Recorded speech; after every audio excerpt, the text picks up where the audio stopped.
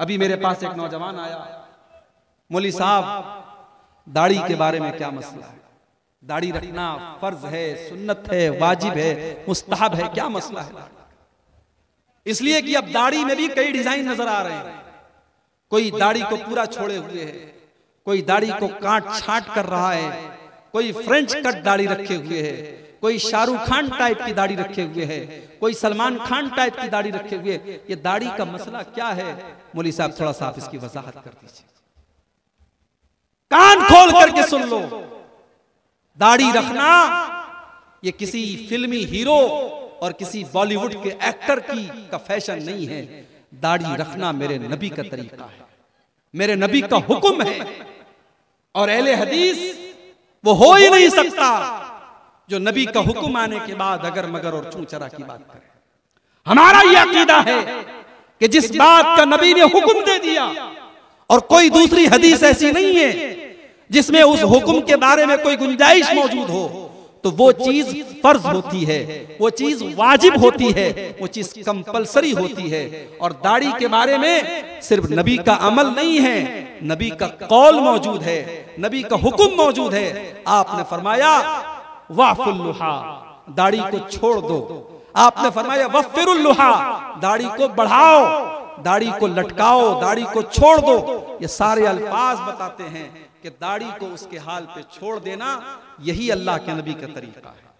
अब उसमें बास सहाबा का ये अमल मिलता है सही हदीस से कि वो एक मुश्त से ज्यादा जो दाढ़ी होती थी वो काट लेते थे।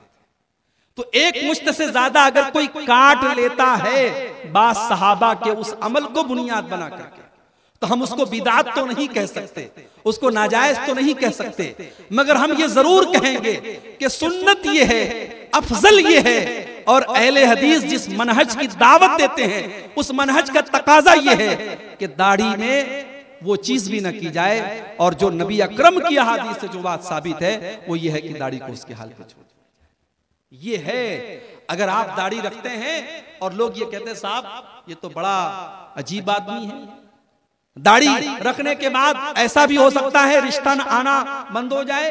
इसलिए कि आजकल ऐसी भी लड़कियां होती हैं, अगर कोई नौजवान पढ़ा लिखा है, दीनदार है, उसने दाढ़ी रख लिया तो किसी अच्छी जगह रिश्ता जाता है तो लड़कियां कह देती हैं मुझे उस मुल्ला से शादी नहीं करना, मुझे उस मुल्ला से शादी नहीं करना है। यहां तक कि मैंने कितने नौजवानों को देखा है जब वो दाढ़ी रखते हैं तो सबसे पहले उसकी मां कहती है कि अरे तुझे क्या जरूरत थी दाढ़ी रखने, तो इतना हैंडसम लगता था, इतना स्मार्ट लगता था। सबसे पहले बाप एतराज करता है क्योंकि 60 साल का बुढ़ा बाप सैलून में जाके आईना देख देख के जब शेव कराता है और जवान बेटा जब दाढ़ी को छोड़ देता है तो वो बाप भी एतराज करता है तुम्हें क्या जरूरत थी बेटा दाढ़ी छोड़ने की। हमने इस दाढ़ी को मौलवियों की सुन्नत और मौलवियों का तरीका बना के रख दिया कि जो दाढ़ी रखेगा वो मौलवी होगा। याद रखो, अरे हमें तो शर्म आनी चाहिए। इसी हिंदुस्तान में हमारी सिख कौम रहती है, सिख कम्युनिटी रहती है, उनका बच्चा से लेकर जवान तक और जवान से लेकर बूढ़ा तक उनके गुरु का आदेश है न वो सर के बालों को छूते हैं न दाढ़ी के बाल को छूते हैं, बल्कि जो बदन के वो बाल जो नापाक हैं और जिन बालों को हमारी शरीयत में कहा गया कि उन बालों को साफ करना और उनको साफ करना ये फितरत का तकाजा है। सिख कौम के लोग उन बालों को भी उनकी हाल पर छोड़ देते हैं क्योंकि उनको अपने गुरु के आदेश का पालन करना है। इसका मतलब ये हुआ कि हमसे बढ़ करके वो अपने गुरु का पालन करते हैं। मेरे प्यारे साथियों, अगर हमें ये दावा है कि हम अपने नबी से प्यार करते हैं तो दाढ़ी नबी अकरम की सुन्नत ही नहीं, आपका तरीका है, आपका हुक्म है। और दाढ़ी का रखना ये वाजिब है, ये कोई मुस्तहब काम नहीं है, ये कोई ऑप्शनल काम नहीं है कि करो तो भी चलेगा नहीं करो तो भी चलेगा। नबी अकरम ने हुक्म दिया है, इसलिए दाढ़ी के मामले में भी हम कोई कॉम्प्रोमाइज नहीं। कपड़ा आप पहन रहे हैं, आप बेहतरीन टी शर्ट पहनिए, कोई मसला नहीं है, आप जींस की पैंट पहनिए, कोई मसला नहीं है, मगर मर्द का कपड़ा टखने के ऊपर होना चाहिए।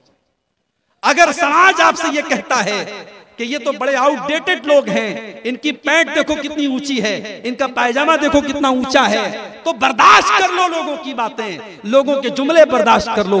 इसलिए कि अल्लाह के प्यारे नबी फरमाते हैं बदाल इस्लामो गरीबा व सयऊदो कमा बदा गरीबा।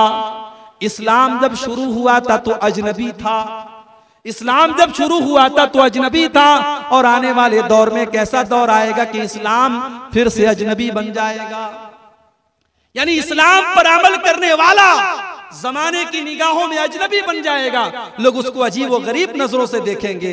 आज दाढ़ी वाला नजर आ जाए, आज ऊंचे पायजामे वाला नजर आ जाए, आज टखने के ऊपर पैंट वाला नजर आ जाए, तो सबकी निगाहें चकपका जाती हैं और लोग कहते हैं ये कहां से आ गया। आज लोग उसको अजीब व गरीब निगाहों से देखते हैं। मगर ईमान और तकवा